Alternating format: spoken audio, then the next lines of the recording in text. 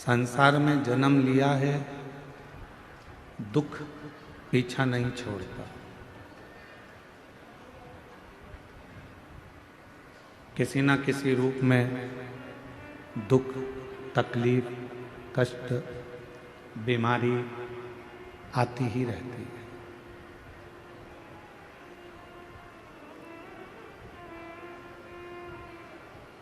पर उस दुख को समाप्त कैसे किया जाए, उस दुख को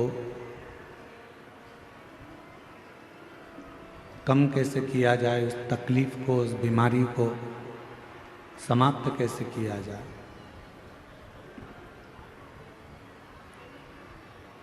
उसके लिए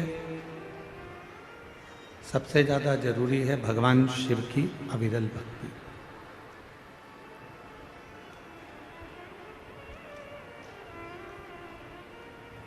ये कच्चे गांव एक ऐसा कांकेर जिले का छोटा सा गांव है जहां पर आदिवासी वनवासी सब यहाँ रहते हैं। और आदिवासी वनवासी क्षेत्र में ये कथा इन सभी क्षेत्रवासियों के लिए ऊर्जा देती है। जिन आदिवासी क्षेत्रवासी वनवासी क्षेत्रवासी बूढ़ा देव का पूजन करते हैं, बूढ़ा देव का आराधना करते हैं, बूढ़ा देव की साधना करते हैं, अपने बुजुर्गों से पूछें कि ये बूढ़ा देव है कौन।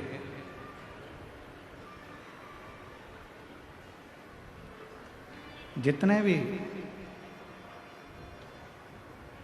अब अपने अपने बुजुर्गों से वनवासी आदिवासी क्षेत्रवासी जब पूछेंगे कि ये बूढ़ा देव है कौन, तो बुजुर्ग बताएंगे कि ये शंकर भगवान का एक स्वरूप है, शिव का एक आनंदमय प्रतिबिंब।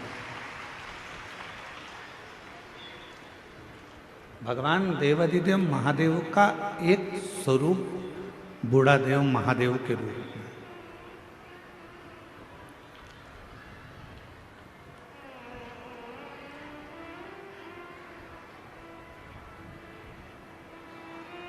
मतलब हमारे पूर्वज,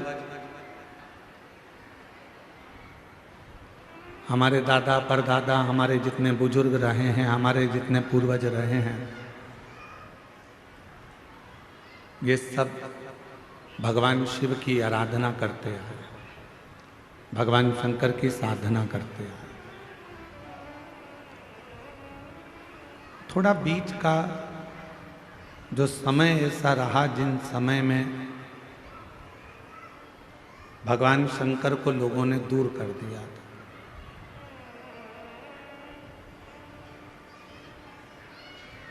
और दुनिया के लोग भगवान शिव जी से दूर होते चले गए थे, भगवान शंकर से दूरी बन गई थी। पर शिव महापुराण की कथा सुनने के बाद, भगवान शंकर की पवित्र कथा का रसतत्व ग्रहण करने के बाद लोगों को ये समझ में आ गया कि अगर संसार सागर से पार उतरना है और इस संसार सागर से अगर पार लगना है तो भगवान देवाधिदेव महादेव को, बूढ़ा देव को एक लोटा जल चढ़ाना ही पड़ेगा, आराधना करना ही पड़ेगा, पूजन करना पड़ेगा।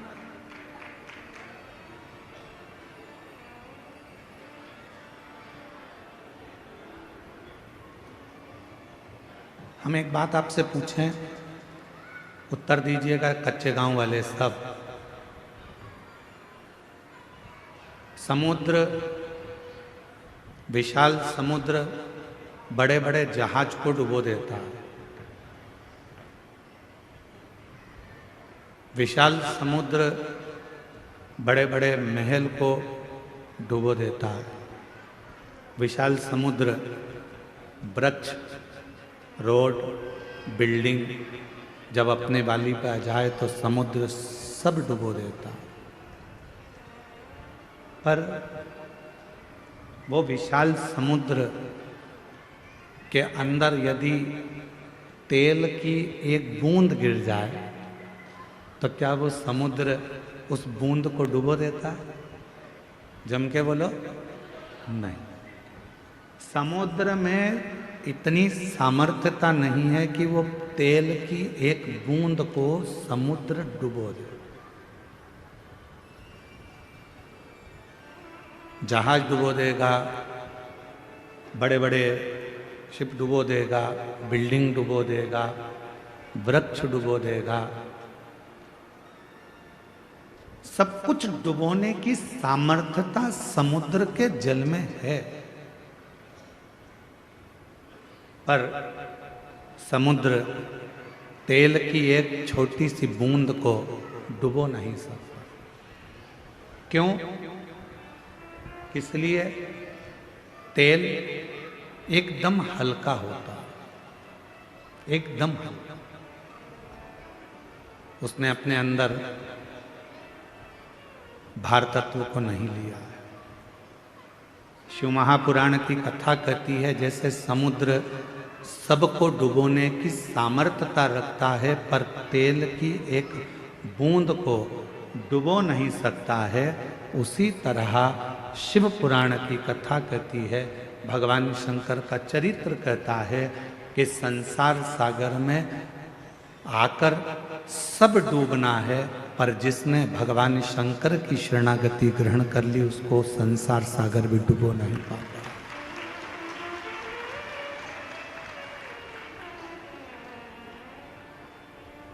उसको संसार सागर डुबो नहीं सकता।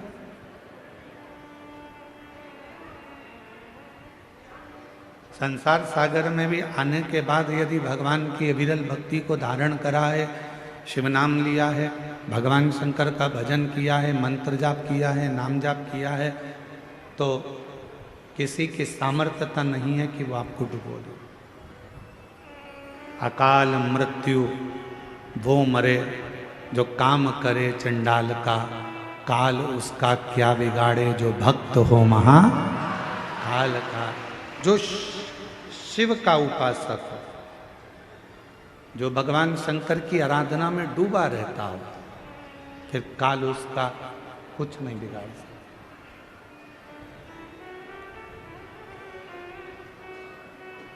काल उसको छू नहीं पाता।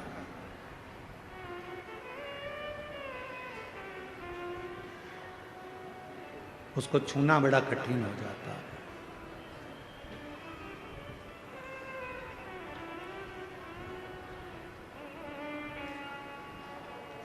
आप कितना भगवान के प्रति समर्पित हैं, आप कितना मंत्र जाप कर रहे हैं, आप कितनी शिव की आराधना कर रहे हैं, आप कितनी शंकर की साधना कर रहे हैं, ये आपके ऊपर निर्भर करता है।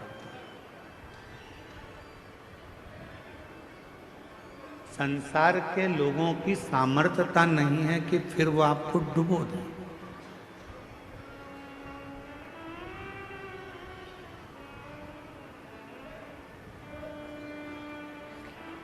यहाँ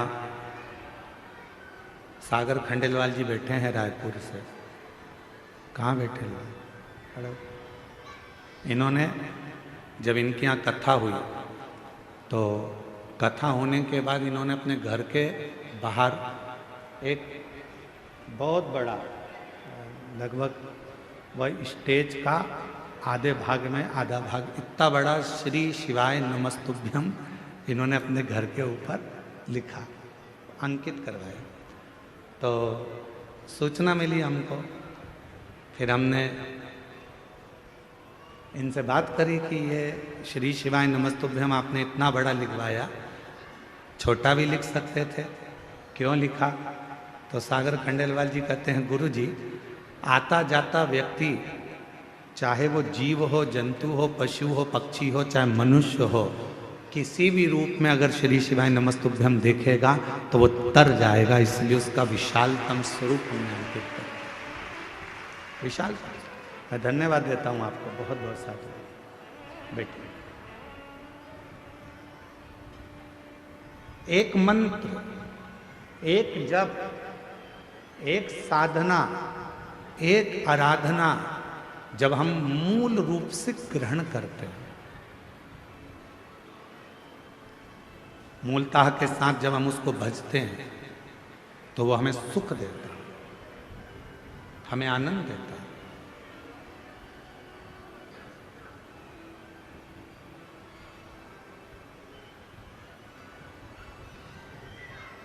यजमान जितेंद्र जी जायसवाल जी के बड़े छोटे सुपुत्र आर्यन जी से हम बात कर रहे थे।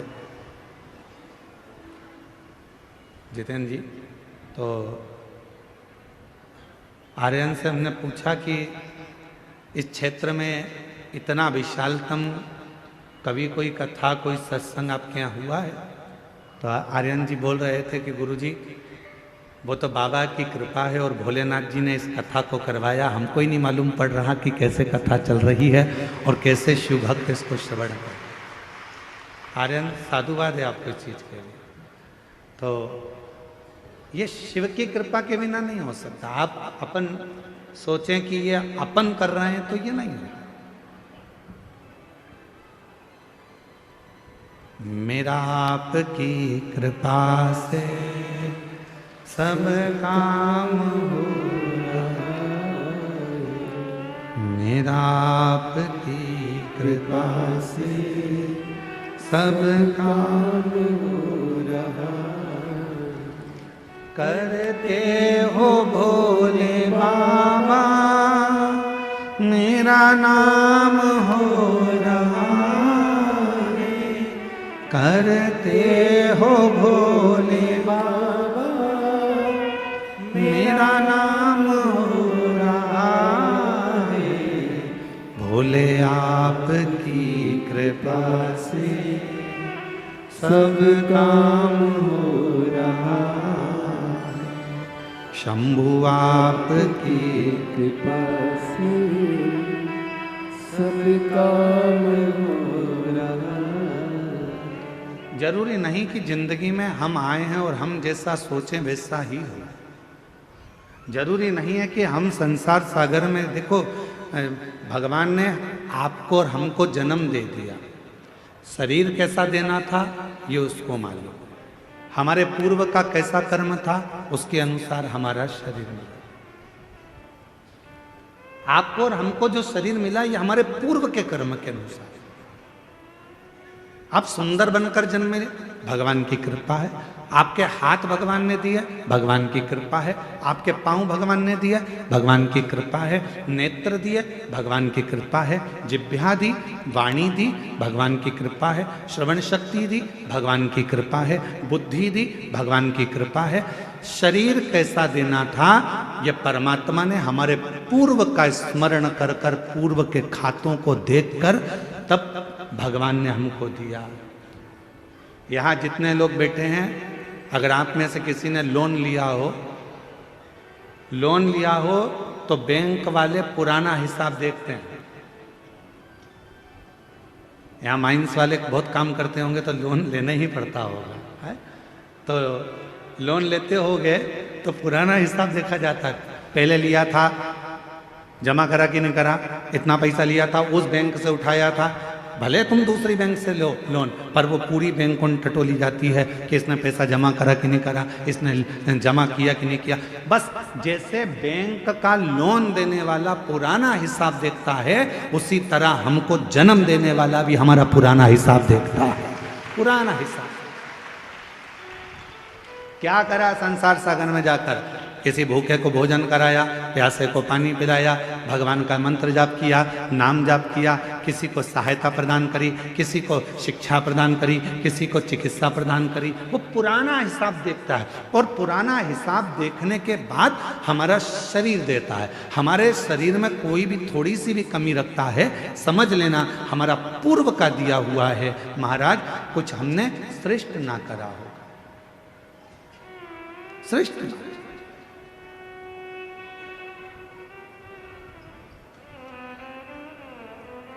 धृतराष्ट्र नेत्र नहीं है, एक बार भगवान द्वारकानाथ से धृतराष्ट्र ने पूछ लिया, क्या बता सकते हो कि मेरे नेत्र क्यों नहीं है? मैं इतना सुंदर जन्मा, मैं इतने बड़े राज्य का राजा बना, मैं इतना बड़ा नरेश बना, मैं इस हस्तिनापुर का राज सिंहासन संभाल रहा हूं और मेरे नेत्र नहीं है। आप बता सकते हो कि मेरी किस्मत ऐसी क्यों लिखी? भगवान द्वारकानाथ ने कहा, पूर्व जन्म में तुम एक सुंदर राजकुमार थे, एक हंस को देख लिया था, उस हंसनी को पकड़ने के चक्कर में वो तुम्हारे हाथ ना आई, तो उसके साथ में जितने भी लोग बच्चे थे उन सब के नेत्र तुमने हर लिए थे, इसलिए तुम्हारे नेत्रों को हरा गया। पूर्व का कर्म। कोई पिछले जन्म के अच्छे कर्म मुझे बाबा दे, कोई पिछले जन्म के अच्छे कर्म मुझे बाबा तेरा साथ मिला। जहाँ सारी दुनिया झुकती है, जहाँ सारी दुनिया झुकती है, मुझे वो आली दरबार मिला, दरबार मिला। कोई पिछले जन्म के अच्छे कर्म मुझे बाबा तेरा साथ मिला। पूर्व का हमारा कोई अच्छा पुण्य होगा, अच्छे हाथ पैर दे दिए। पूर्व का हमारा कोई पुण्य होगा, बोलने के लिए वाणी दे दी। पूर्व का अच्छा पुण्य होगा, देखने के लिए नेत्र दे दिए महाराज। और भगवान ने सब कुछ दिया, पूर्व का पुण्य। और फिर याद रखो, हमारे और आपके पिछले जन्म का कोई अच्छा कर्म होगा जो शिव महापुराण की कथा कच्चे गांव में दे दी, ये पुण्य है।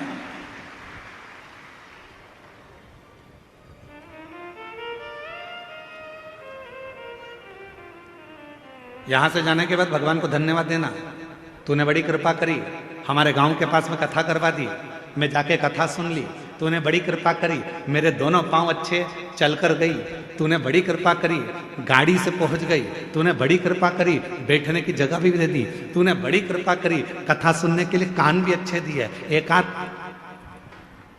गड़बड़ हो जाता तो फिर ध्यान लगा कर सुनना पड़ता। तूने बड़ी कृपा करी, मेरे दो नेत्र दिए, अगर एक भी गड़बड़ कर देता तो देखने में आनंद, दर्शन में आनंद नहीं आता। तूने बड़ी कृपा करी कि मेरी मुख में वाणी दी, महाराज जब भजन गा रहे थे उनके साथ मैं भी गा रही थी। ये तेरी कृपा है, ये तेरी उदारता है, ये तेरी करुणा। और प्रभु भगवान से कहते रहना, भोलेनाथ ऐसी कृपा करना मेरे बूढ़ा महादेव, ऐसी कृपा करना बूढ़ा देव, ऐसी कृपा करना मेरे महादेव, ऐसी करुणा करना मेरे बाबा कि मेरे शरीर को ऐसे ही चलाते फिराते रहना, इसको पलंग पर मत पटक देना, इसको कहीं हॉस्पिटल में मत पटक देना, चलाते फिराते। पूर्व का कर्म है हमारा। होते कई लोग ऐसे भी होते हैं जिनको खूब समझाओ, पास में कथा हो रही है चले जाओ, भगवान का नाम ले लो, एक लोटा जल चढ़ा दो, भगवान की भक्ति कर लो, पर वो करने को तैयार नहीं होता। उनके रहते हैं, नीम के पेड़ के नीचे कितनी भी गुलाब जामुन की चाशनी डालो, नीम मीठी हो जाएगी? बोलो तो नहीं। नीम के पेड़ के नीचे कितनी भी तुम एक काम करो, जलेबी का घोल डाल दो, मीठी होगी? नहीं।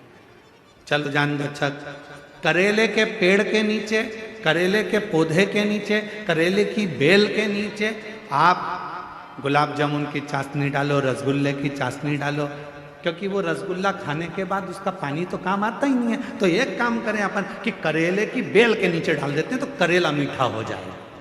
हो जाएगा?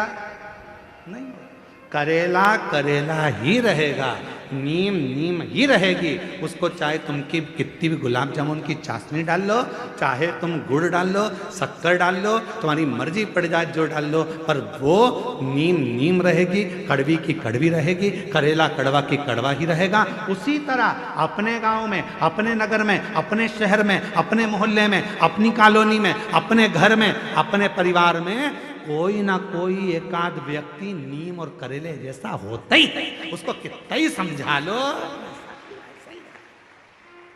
कितना ही समझाओ, कितना ही कह लो उसको, वो सुनता ही नहीं, समझता ही नहीं।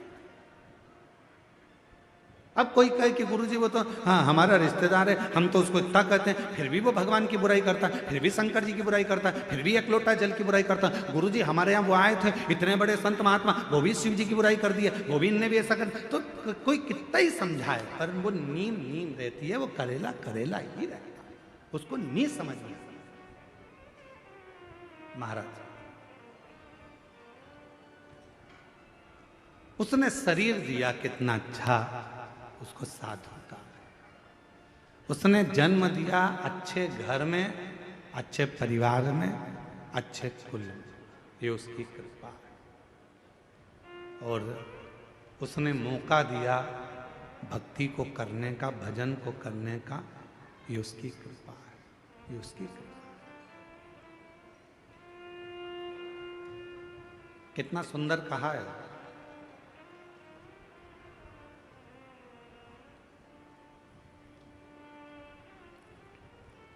एक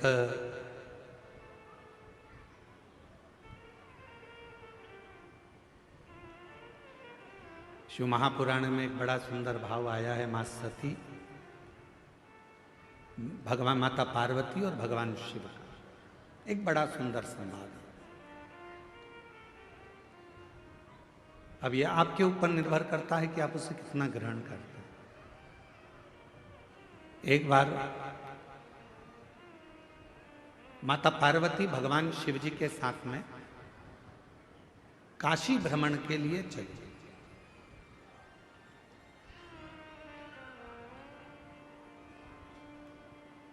नंदी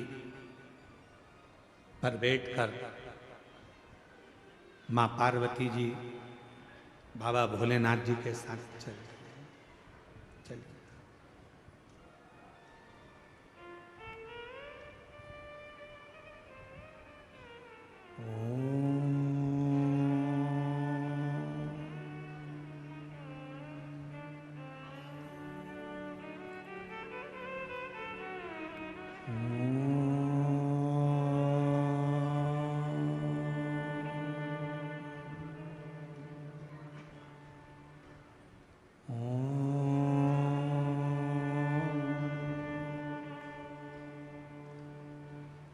नाद हो रहा है ओम का, पार्वती जी के कानों में शब्द गया।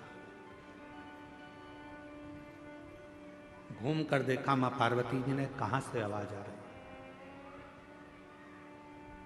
फिर पार्वती जी आगे बढ़ गई, फिर शब्द सुना,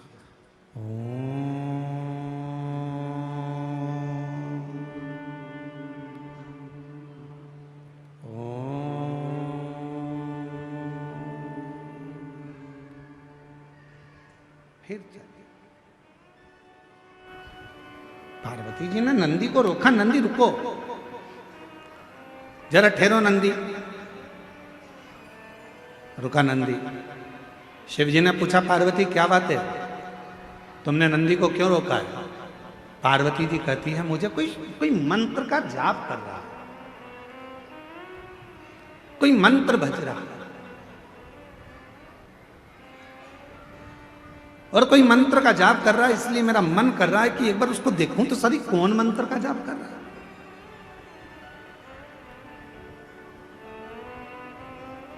सब दूर मां जगत जननी माता पार्वती ने भ्रमण किया, जपने वाला नहीं मिला। फिर नाद हुआ,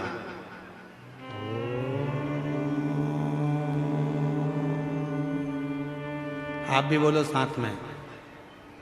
लंबा स्वर बनाकर ओम का उच्चारण करने से नेत्र की ज्योति बढ़ती है।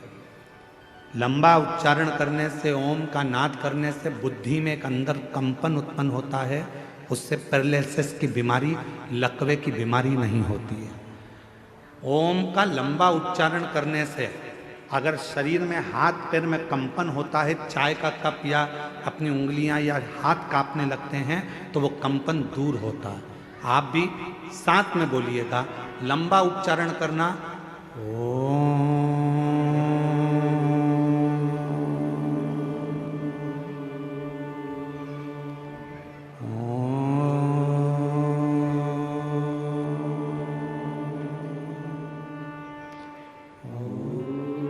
लंबा उच्चारण करते हुए, वाणी को स्थिर करते हुए, नेत्र को बंद कर कर हृदय के अंदर झांकते हुए उच्चारण करेंगे।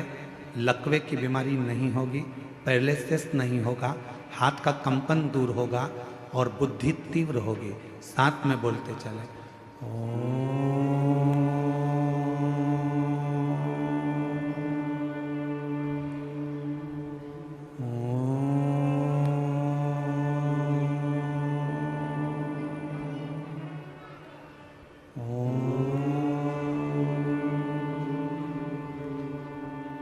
पार्वती जी का ध्यान गया, कोई दिख नहीं, कुछ नहीं दिखा। आपने जब ओम का नाद किया होगा, नेत्र बंद कर कर आपको ऐसा लगा होगा हमारे दिमाग में कुछ बारीक सा कीड़ा चल रहा है, कोई प्रवेश कर रहा है। वो शिव तत्व है, वो शंकर है, मां ढूंढ रही है, कोई दिखता नहीं। शिवजी कहने लगे पार्वती चलो, कहां तुम यहां वहां ढूंढ रही हो, किसको खोज रही हो? शिव महापुराण की कथा में वर्णन आता है कि शंकर भगवान की कथा के अंदर बैठकर या पूरे संसार में, ब्रह्मांड में कोई भगवान शंकर के ओम नाद को, पंचाक्षर मंत्र नमः शिवाय को, षडाक्षर मंत्र ओम नमः शिवाय को या श्री शिवाय नमस्तुभ्यम का संसार में कोई भी उच्चारण करता है, उसको मां पार्वती ढूंढ कर ही रहती है और उसे वर देकर ही रहती है।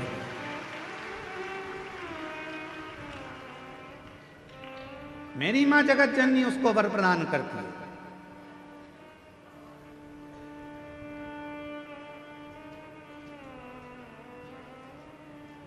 कितना सुंदर कहा है काली पुराण में।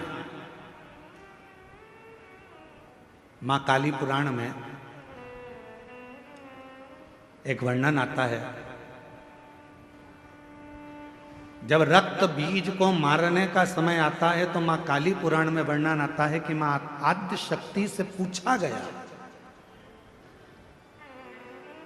ये इतने विकराल असुर हैं, राक्षस हैं, इनका संहार तुम्हें करना है तो तुम इनको कैसे मार सकती हो? तो मां आद्य शक्ति, काली पुराण में वर्णन आता है कि मां आद्य शक्ति ने कहा, जब मैं किसी एक मंत्र को पकड़ लेती हूं और उस मंत्र का बार बार उच्चारण करती हूं तो वो मंत्र मुझे अंदर से शक्ति प्रदान करता है और रक्त बीज जैसे राक्षस तो यूं ही मर जाते हैं, असुर संहार हो जाता है। नेत्र बंद कर कर सब एक बार फिर उच्चारण के साथ लंबे ओम नाद, शरीर के रोगों को दूर करने के लिए, शक्ति को प्रदान करने के लिए, शिव भक्ति को प्रदान करने के लिए, जितने आस्था चैनल पर बैठे हैं, जितने फेसबुक यूट्यूब के सामने कथा सुन रहे हैं, जितने पंडाल में कथा सुन रहे हैं, बड़े प्रेम के साथ लंबी श्वास के साथ में उच्चारण करेंगे, मां आद्य शक्ति हमको स्मरण करेगा।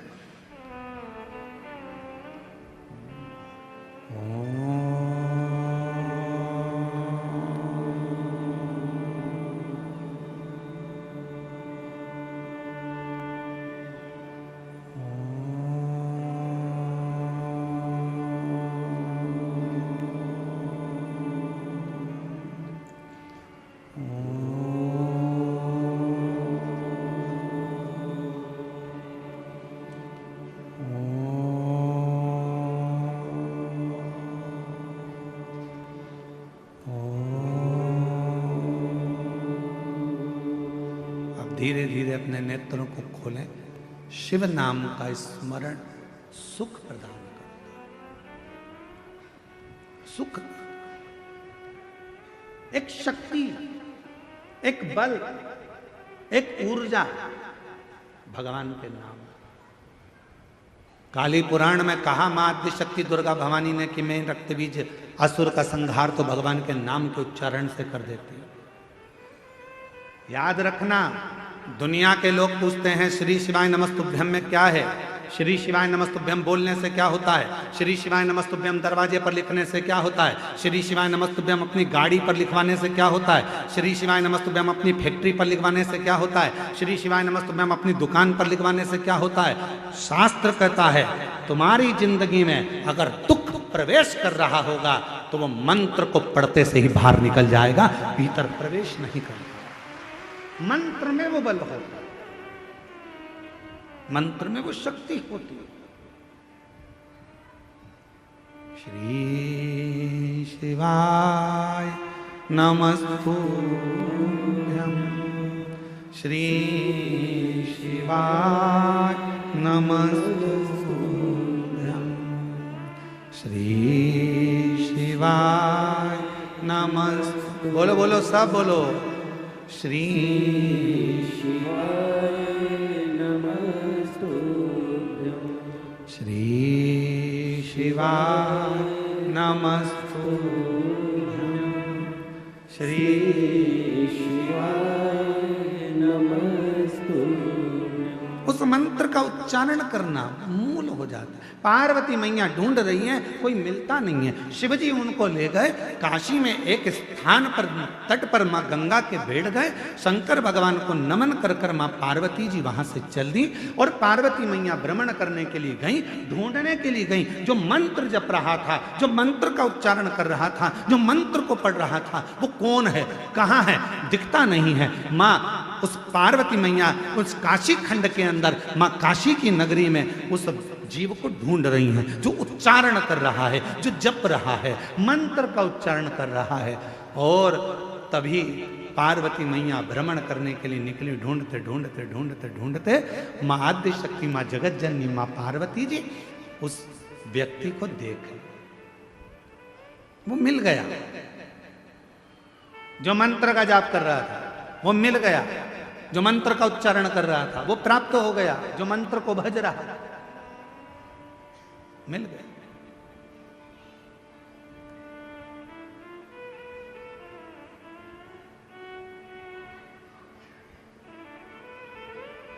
शिवजी से पार्वती जी ने विनय करी, मैंने उसको ढूंढ लिया है जो मंत्र पढ़ रहा था, जो मंत्र का जप कर रहा था, मैंने उसको ढूंढ लिया। बाबा चलो एक बार उस पर भी कृपा कर दो, जो मंत्र का जप कर रहा था उस पर करुणा कर दो। शिवजी बहुत तेज हंसे, ढाका लगाकर खूब तेज बाबा भोलेनाथ हंस दिए। अब पत्नी कुछ कहे और पति जम के हंस दे तो पत्नी को गुस्सा आने लगता बहुत तेज। मैं तुमसे कुछ कहती हूं और तुम मेरी बात को हवा में उड़ा देते हो, मैं तुमको कुछ कहती हूं और तुम हंस के निकाल देते हो। मेरी बात तो तुम सुनते ही नहीं, मेरी बात तो तुम स्वीकारते ही नहीं। पति हंस देता। अब कौन समझाए कि पत्नी कुछ कहती है तो पति क्यों हंसता है।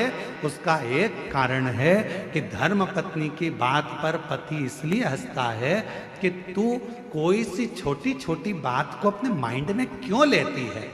मैं हूं ना, तुझे मुझ पे भरोसा है ना, तो फिर क्या टेंशन है। तुम्हारे भाई ने ये कर दिया, तुम्हारी बहन ने ये कर दिया, रिश्तेदार ने ये कर दिया, नातेदार ने वो कर दिया। अरे आग लगे बस्ती में, अपन रहो मस्ती में। क्या किसको रोइए, चादर तान के सोच, अपने को क्या करना, क्या टेंशन लेना अपने को। पर तुम्हारे भाई ने ये कर दिया, तुम्हारी बहन ने ये कर दिया, तुम्हारी मम्मी ने ये कर दिया, तुम्हारे पिताजी ने ये कर दिया, इसलिए पति उसको हंसी में टालना चाहता है, इसलिए पति हंस देता है, इसलिए पति मुस्कुरा देता है, उस बात को निकालना चाहता है। क्योंकि अगर बात बढ़ेगी तो विवाद होगा, विवाद होगा घर टूटेगा, परिवार टूटेगा। जितना भगवान चाहे उतना तो कम से कम निभा ले। परमात्मा से प्रार्थना करो। आज के जमाने में भाई भाई, बहन बहन, देवरानी जेठानी, नाते रिश्ते निभते नहीं है। आज के जमाने में लोग मित्र बनाते हैं, उनको निभाने का प्रयास करते हैं। किसी से स्नेह कर लेते हैं, उसको निभाने का प्रयास करते हैं। ईमानदारी से बोलो, जब भाई नहीं निभ रहा, बहन नहीं निभ रही, परिवार नहीं निभ रहा, तो कितने भी रिश्ते बना लो वो कभी निभ नहीं सकते। जो आपस के नहीं निभ रहा है वो दूसरे के क्या निभेंगे। प्रेम की प्राथमिकता।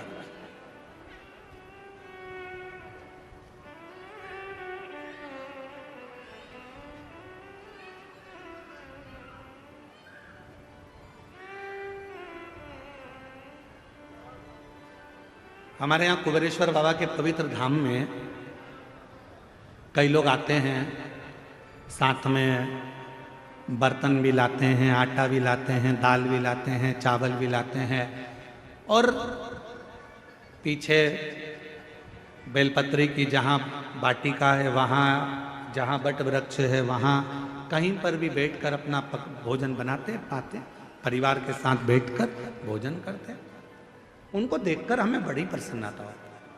हम कई लोगों से मिलने भी जाते हैं, वहाँ पर अगर सीहोर रहते हैं तो हम उनके पास जाते हैं, बोलते हैं भगवान बड़ी कृपा करा है आप पर कि कम से कम आज आपका पूरा परिवार बाबा के धाम में बैठकर भोजन तो कर रहा है, इससे बढ़कर सुख और क्या हो सकता है। निवेदन है, अगर सनातन धर्म को मजबूत करना है, भारत की भूमि पर सनातन धर्म की मजबूती चाहते हो, तो अपने घर में एक नियम बनाओ, हफ्ते में कम से कम एक दिन पूरे परिवार के साथ मिलकर भोजन करने का प्रयास करो। तो धीरे धीरे वो कुटुंब जब एक साथ जुड़ेगा, वो परिवार एक साथ जुड़ेगा, जब कुटुंब हमारा जुड़ना चालू होगा, तो फिर हम पर कोई आक्रमण नहीं कर सकता, आक्रमण नहीं कर सकता।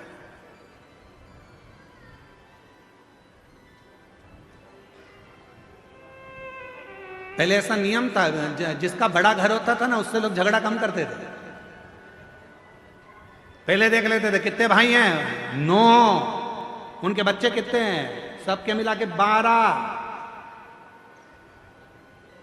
पहुंच मत जाना, ढूंढ देंगे पकड़ कर, चले ही मत जाना। देखते थे बड़ा परिवार है, झगड़ा नहीं करना, बड़े परिवार है, लड़ना नहीं है, बड़ा परिवार है, इनकी बहुत दूर दूर पहचान है, वहाँ वहाँ वहाँ सब भाइयों की, एक की ससुराल उसकी यहाँ है तो एक की ससुराल उसकी यहाँ है, 9 तो यही है, ससुराल वाले गिन लो तो ऐसे 150 200 हैं। भीड़ मत जाना, लड़ मत लेना। विचार लड़ाई ना हो, परिवार में कुटुंब में एकजुटता रखिए, थोड़ा जुड़ने का प्रयास करो, थोड़ा जोड़ने का प्रयास करो। अब शिव जी मुस्कुरा दिए, भगवान शंकर बहुत तेज ठाका लगाकर हंसे, और बाबा देवादिदेव महादेव ने जैसे ही ठाका लगाकर हंसे, शंकर भगवान जैसे ही हंसे तो पार्वती जी को थोड़ा सा गुस्सा आ गया। पार्वती जी ने कहा, प्रभु मैं इतनी जरूरी बात आपसे कह रही हूं और आप हंस रहे, आप मुस्कुरा रहे। भगवान भोलेनाथ जी ने कहा, पार्वती तू क्या कहना चाहती है मैं जानता हूं। तो पार्वती जी ने कहा, बताओ क्या कहना चाहती है। शिव जी कहने लगे, पार्वती तू कहना चाहती है कि वो जो मंत्र जप रहा है उसको वर प्रदान करने चलो, उसको आशीर्वाद देने चलो। पर पार्वती मैं उसको वर प्रदान करने नहीं जाऊंगा, मैं उसको आशीर्वाद देने नहीं जाऊंगा। पार्वती जी कहने लगी, ऐसा तो हो नहीं सकता, आपको चलना तो पड़ेगा। पार्वती जी कहने लगी, क्यों नहीं जाओगे। शंकर भगवान बोले, पार्वती बात इतनी सी है, जो वो मंत्र का जप कर रहा है, ओम का उच्चारण तो वो सही कर रहा है, पर मंत्र के बीच में एक त्रुटि कर रहा है। ओम का उच्चारण सही कर रहा है, पर मंत्र के बीच में एक त्रुटि कर रहा है। उस त्रुटि में वो मंत्र जप रहा है अमर होने का, पर उस मंत्र में एक त्रुटि है, एक गलती है, जिसके कारण वो मांग रहा है अमर होना, दिल से चाहता है अमर होना, पर मंत्र में गलती के कारण वो बोल रहा है कि मैं अभी मर जाऊं। एक गलती हो रही है उसके मंत्र में, एक त्रुटि हो रही है उसके मंत्र में। वो मृत्यु को मांग रहा है और भजन कर रहा है अमर होने का, तप कर रहा है अमर होने का, साधना कर रहा है अमर होने का और मंत्र पढ़ रहा है मरने का। अब तुम बताओ क्या करूं? तो पार्वती जी बोली, भोलेनाथ जी ये तो बहुत बड़ी बात हो गई, आप कुछ मत दो उसको, चलो आप तो हमारे साथ वापिस कैलाश चलो। शिव जी कैलाश पहुंचे और भगवान देवाधिदेव महादेव जैसे ही कैलाश पहुंचे, पार्वती जी चुप चुप रहने लगी, बोलती नहीं थी, बहुत मौन रहती थी। मौन रहती तो एक बार षडानंद कार्तिकेय जी ने पूछ लिया, मैया क्या बात है, तुम बोलती क्यों नहीं हो, आजकल बहुत चुप रहती हो। गणेश जी ने पूछा, माँ आप बोलती नहीं हो, बहुत चुप रहती हो, कुछ बोलती नहीं हो। शंकर भगवान को मालूम पड़ा कि पार्वती कुछ बोलती नहीं है, आजकल चुप रहने लगी है। तब शिव जी ने पूछा, पार्वती बात क्या है, जिस दिन से तुम काशी से आई हो उस दिन से तुम मौन हो, चुप हो, कुछ बोलती क्यों नहीं हो? तब पार्वती जी ने कहा, स्वामी मेरे मन में एक संशय है। क्या संशय है पार्वती? मेरे मन का संशय यह है स्वामी कि वो जो काशी में जप रहा था, मंत्र गलत पढ़ रहा था और मांग सही रहा था, ऐसे ना जाने संसार में कितने लोग होंगे। महाराज भोले बाबा, आपके डमरू की नाद से, आपके गंगा की धार के जल से करोड़ों करोड़ों मंत्र बने हैं। शिवजी से कह रही है मां पार्वती की सबसे ज्यादा दुनिया में अगर कोई मंत्र प्रकट हुए हैं तो शंकर भगवान आपके द्वारा प्रकट हुए हैं। इतने करोड़ों मंत्र लोग अगर बोलेंगे उसमें कोई त्रुटि होगी तो बेचारों का क्या होगा, इसलिए कुछ कृपा करो, कुछ कृपा करो। शिवजी ने कहा, मांग तुझे क्या चाहिए पार्वती? पार्वती जी कहती हैं, प्रभु बस ऐसी कृपा कर दो कि कोई कैसा भी जपे, गलत भी जपे, चाहे सत्य भी जपे, सही भी जपे, चाहे वो गलत भी जपे, तो भी उसको नरक ना भोगना पड़े, वो आपके धाम सारी कामनाएं प्राप्त कर कर आपके धाम में पहुंच जाए। ऐसा बस इतना सबर। शिव जी ने कुछ बोला नहीं, चुप रहे। अभी तक मां पार्वती जी चुप थी, अब भगवान भोलेनाथ चुप हो गए, बोले नहीं। और मंत्र जपने वाले दुनिया के लोग मंत्र जप रहे,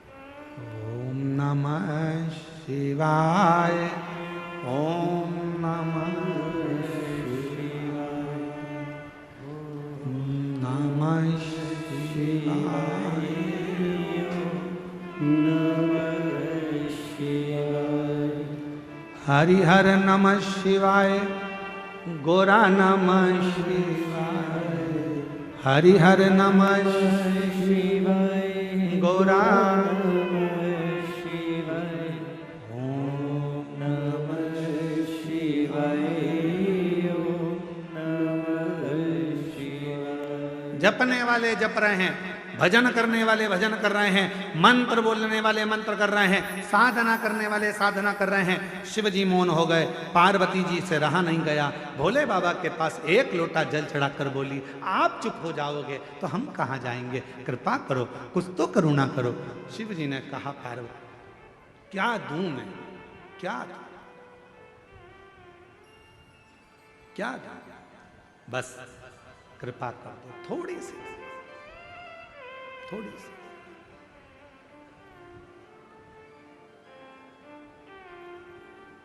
आप तो दयालु हो।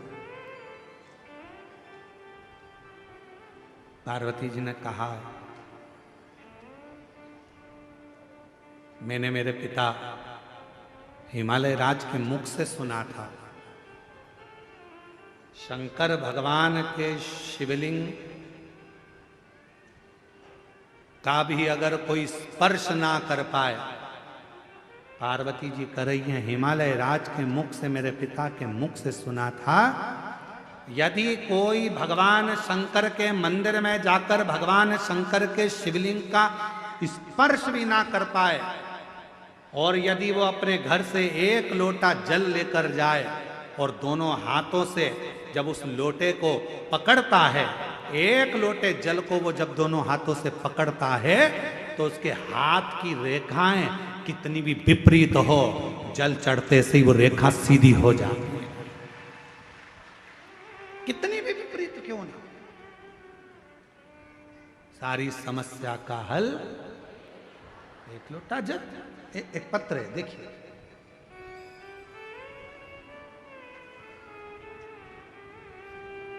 रेखा कैसे सीधी होती है उसको इस पत्र में देखिएगा, है ठीक है। जरा ध्यान देना पत्र को, और एलईडी पर भी इस पत्र को पढ़ाएंगे, आप लोग पढ़ना।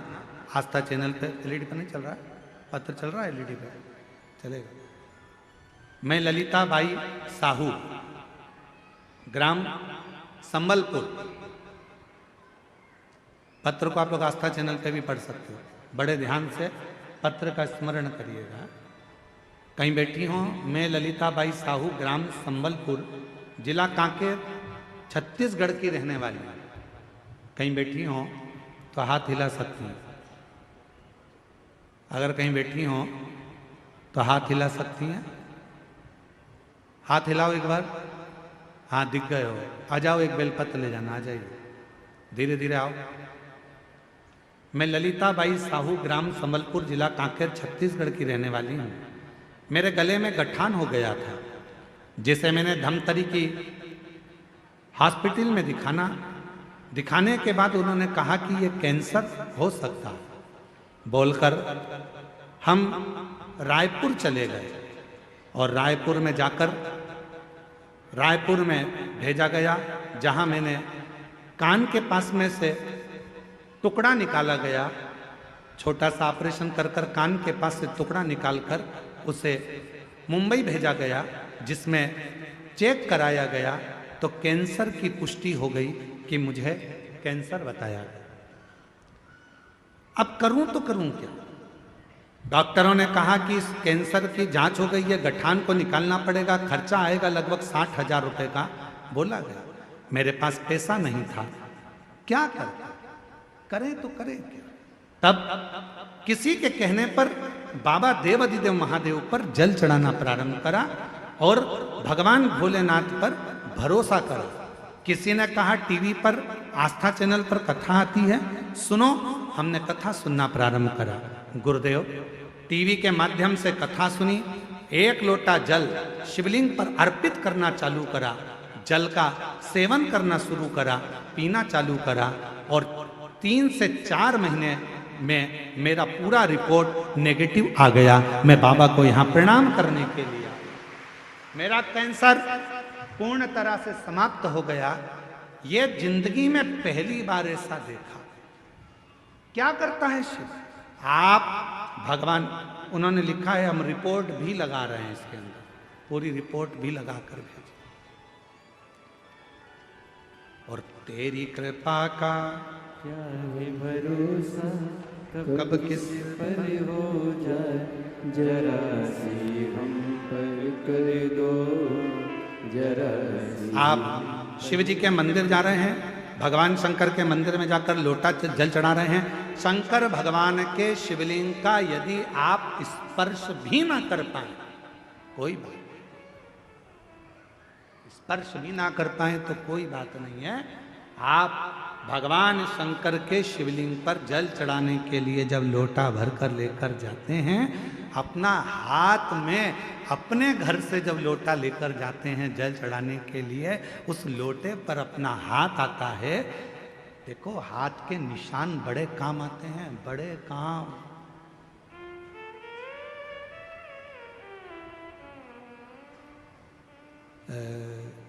आधार कार्ड बनता था ना पहले, आधार कार्ड बनता था तो थंब लगाए जाते थे, उंगलियों के निशान ऐसे 5 उंगलियां लगाकर ऐसे देखा जाता था, 4 उंगली। फिर नेत्र, रजिस्ट्री कराने जाओ तो हाथ के थंब लगवाते। बोलो बोलो, सही है कि गलत है? थंब लगवाते हैं। कोई भी काम है तो उसमें थंब की जरूरत पड़ती है। हाथ के निशान मूल होते हैं। जब हमारे पानी के लोटे पर हमारे हाथ के निशान हो जाते हैं और हम देवाधिदेव महादेव को जब जल समर्पित करते हैं तो बाबा हमारे हाथ की उल्टी रेखा को सुलटी कर देता है, सुलझा देता है और वो रेखाएं सीधी हो जाती है। वो रेखाएं सीधी।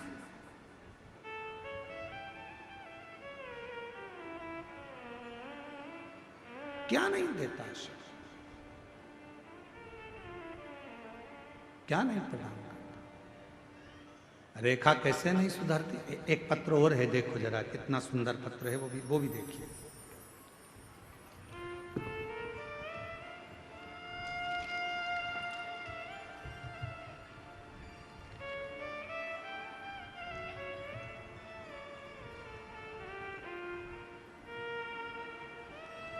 जमुना रमेश सिन्हा,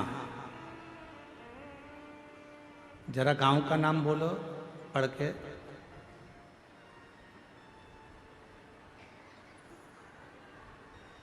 बोलो जम के तो बोलो। मरकतुल्ला, हाँ वो ठीक है। कच्चे, जिला बालोद, ठीक है। कहीं बैठी हो तो हाथ हिला सकती हैं जिनका ये पत्र है। जमुना रमेश सिन्हा, मरकतोला, कच्चे, जिला बालोद। कहीं बैठी हो तो हाथ हिला सकती है और बच्चा आया हो साथ में तो उसको लेकर आ सकती है। मेरी शादी 2014 में हुई थी। अभी क्या चल रहा है? 25। 2017 में मेरा गर्भ ठहरा। 9 माह पूर्व के पहले ही 7 महीने में पुत्र की प्राप्ति हुई। वह स्वस्थ न होने के कारण चला गया। फिर 2019 में मुझे 2 जुड़वा बच्चे हुए, वो भी अस्वस्थ होने के कारणवश वो भी समाप्त हो गए। मैंने आस पड़ोस में शिव महापुराण की कथा के बारे में सुना। 2023 में बालोद में शिव महापुराण की कथा में पहुंची। बाबा के पंडाल में आकर अपने मन की बात कही और भगवान से अपने दिल की बात कही। खूब रोई क्योंकि मेरे इतने बच्चे चले गए। किससे कहूं मैं? कथा सुनती रहती, रोती रहती। बैठी हुई एक महिला ने कहा, क्यों रोती है? मेरे बच्चे होते हैं वो मर जाते हैं। कहा, यहाँ की मिट्टी, पंडाल की मिट्टी को तेरे गर्भ पर लगा, बाबा देगा अब की बार, स्वस्थ देगा। बाबा की ऐसी कृपा हुई। अगस्त 2024 में मेरा गर्भ ठहर गया और मैं पहुंच गई भगवान की कथा में धमतरी और वहां की मिट्टी को मैंने अपने गर्भ पर लगा लिया। गुरुदेव, 13 अप्रैल 2025 को मेरे गर्भ से जब बच्चे ने जन्म लिया, जन्म लेने के बाद भी बच्चा फिर पुनः कुछ महीने पहले हो गया। लगने लगा कि अब ये नहीं बचेगा। पर कहते हैं शंकर भगवान भाग्य की रेखा बदल देते हैं और शंकर भगवान के कथा का पंडाल की मिट्टी किस्मत बदल देती है। वही हुआ। मेरे बाबा ने मेरे गर्भ की लाज रखी और अब मेरा बच्चा स्वस्थ पैदा हुआ। मैं बाबा को धन्यवाद देने के लिए आया।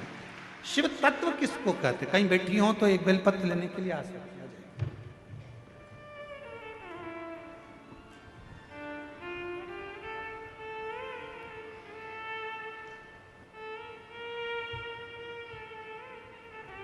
ठीक है।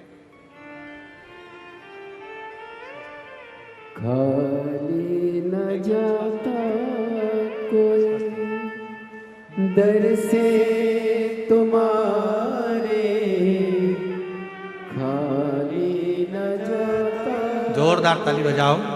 कैंसर की रिपोर्ट नील हो गई। ये शिव की कृपा है, उदारता है। हमारे बीच में भानु प्रतापपुर से विधायक महोदय श्रीमती सावित्री मांडवी जी आई हुई हैं। मैं उनको आमंत्रित करता हूं वो व्यासपीठ का पूजन करें। जोरदार ताली बजाकर उनका स्वागत करें। जो जैसी भावना लाया वो वैसा ही फल पाया, नहीं खाली उसे लौटाया वो मन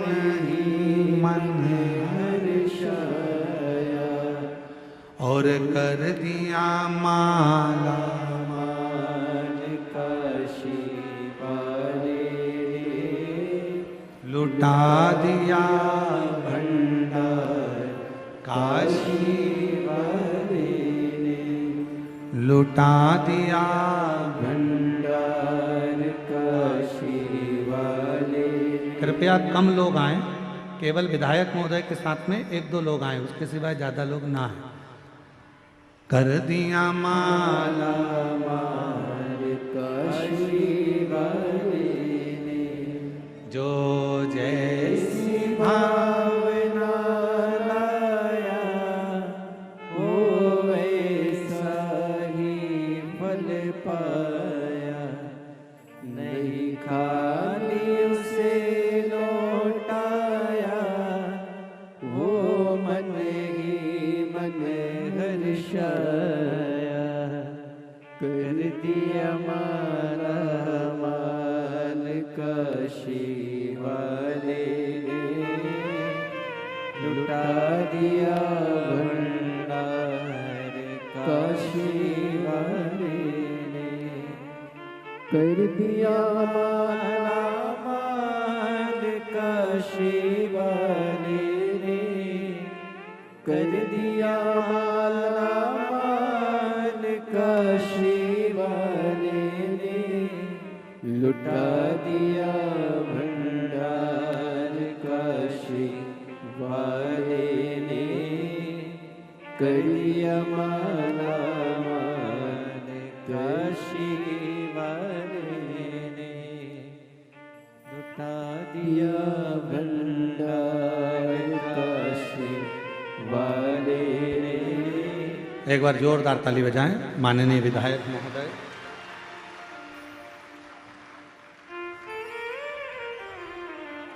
श्रीमती सावित्री जी मांडवी, विधायक भानु प्रतापपुर छत्तीसगढ़। शिव तत्व में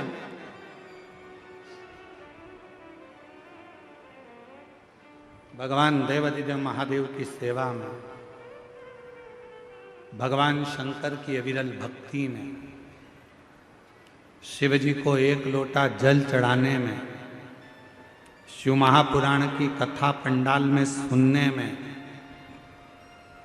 वो शक्ति, वो बल होता है। किस जगह पर कब काम आता है आपको भी समझ में नहीं आता कि वो बल कहाँ है, वो शक्ति किस जगह काम है।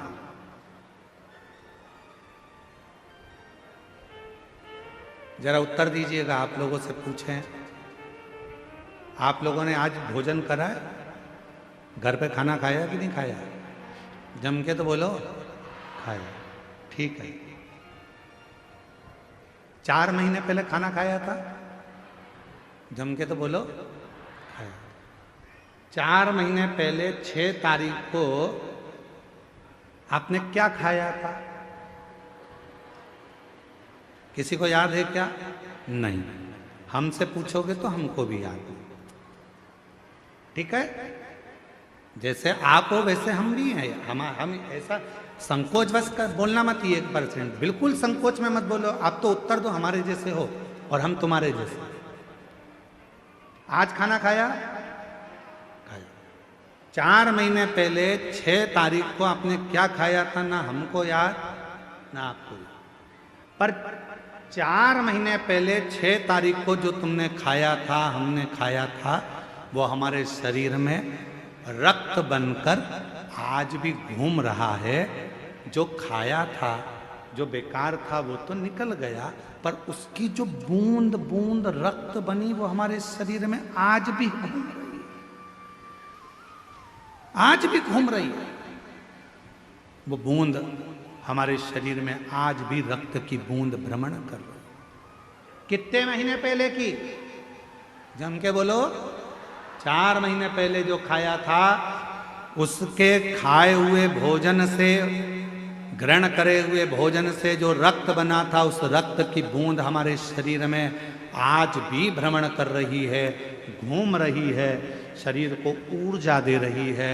भले वो बूंद आज की नहीं पुरानी है, पर काम आज भी आ रही है। उसी तरह तुमने अगर कथा के पंडाल में बैठकर शिव महापुराण की कथा को सुना है, तुमने एक लोटा जल देवाधिदेव महादेव को चढ़ाया है, तो तुम्हारा चढ़ाया गया जल और तुम्हारी इस कच्चे गांव में सुनी हुई कथा एक ना एक दिन तुम्हारे काम जरूर आएगी, तुम्हारे सामने खड़ी होगी।